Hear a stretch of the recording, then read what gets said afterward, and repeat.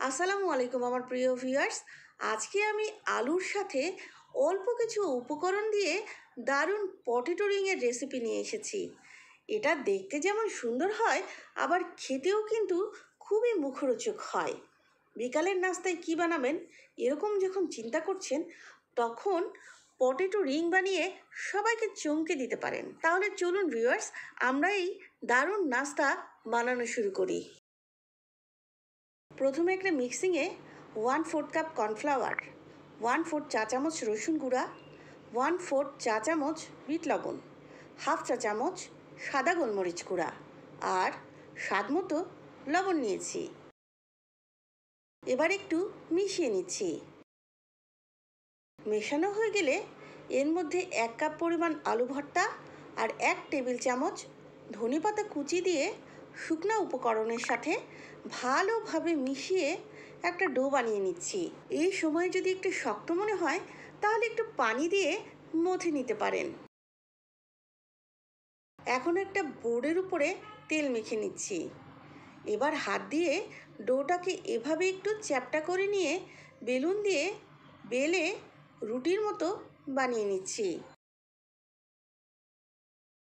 এবার এরকম একটা কাটার দিয়ে গোল করে কেটে নিচ্ছি। ভিউয়ার্স, আপনাদের কাছে এরকম কাটার না থাকলে গ্লাস দিয়েও কেটে নিতে পারেন। আমার কাটা হয়ে গেছে।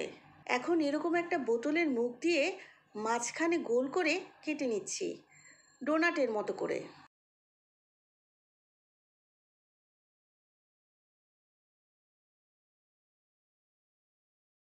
এখন চারপাশ থেকে বাড়তি অংশ তুলে নিয়েছি আর রিংগুলা এক এক করে সাবধানে বোর্ড থেকে তুলে নিয়েছি, যাতে রিংগুলো ভেঙে না যায়।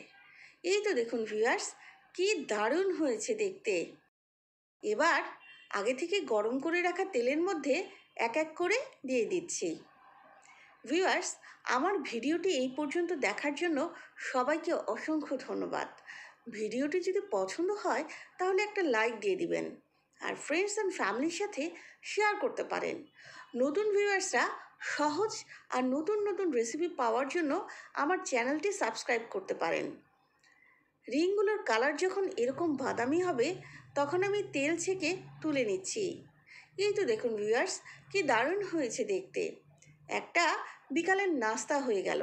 বাসায় যদি আলু থাকে তাহলে আজকেই ট্রাই করতে পারেন।